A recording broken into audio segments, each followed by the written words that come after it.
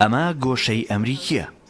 ئێرە شوێنێکە بۆ ڕاهێنان و فێرکردنی ئەو گەنجانەی دەیانەوێت فێری زمانی ئینگلیزی بن یاخود دەیانەوێت لە داهاتوودا ببنە سەرکردە. مامۆستایانی ئێرە ڕاهێنان بە گەنجان دەکەن تا بتوانن پەرە بە توانەکانیان بدەن. هاوکات ئێرە وێزگەیەکی ڕێخۆشکەریشە بۆ ئەوانەی دەیانەوێت سوود لە پرۆگرامی خوێندن لە ئەمریکا وەربگرن. لیسلی کابەڕێوەری گۆشەی ئەمریکیە باسی لەوە کرد کا پرۆگرامەکانیان لالایەن وەزارەتی دەرەوەی ئەمریکاوە پاڵپشتی دەکرێت.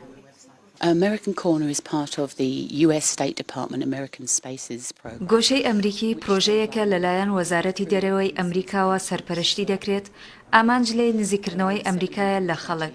ڕەنگە ئەستەم بێت کۆنسوڵخانەکان ئەم کارە خۆیان ئەنجام بدەن. هەر بۆیە لە ڕێگەی ئێمەوە دەچنە ناو خەڵک و تێکەڵ بە خەڵک دەبن. ئێمە پەیامی ئەوان دەنێرین. هەر بۆیە وەک سەرەتاییترین کار ئێمە یارمەتی کتێبخانەکان دەدەین. Well, it enables the State Department, US State Department. ئەو زیاتر بۆ ماندووە و باسی لەوە کرد کا چۆن دەیانەوێت کار بکەن لە پێناو گەیاندنی بنەماکانی سیستەمی ئەمریکی و زیادکردنی ئەو هاوکاریانەی کا لە ڕێگەی گۆشەکانیانەوە پێشکەشی دەکەن.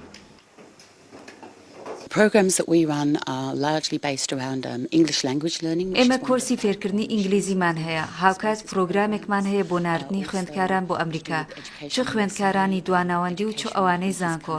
ئێمە لەوێ دەیانێرینە ناو خێزانی ئەمریکیەوە لە ناو ئەوان دەژین و لە زانکۆ ئەمریکیەکان دەژین. جیا لەوە چەند پرۆگرامێکمان هەیە بۆ گەشەپێدانی ژینگەیی و گرنگی پێدانی ئەوانەی لە بواری میدیا کار دەکەن. یەکێک لە ئامانجەکانی ئێرە نیشاندانی شێوەی ویلایەتە یەکگرتووەکانی ئەمریکایە دوور لەوەی کا لە میدیاکان باز دەکرێت یاخود لە ڕووی سیاسیەوە نیشاندراوە. لە تەواوی عێراقدا 7 گۆشەی هاوشێوە هەیە کاسیانیان لە هەرێمی کوردستانە و ماوەی 10 ساڵە لە هەر یەک لە شارەکانی هەولێر و دوهۆک و سلێمانی کار دەکەن. بڵێسە شاوەیس، کوردستان 24 هەولێر.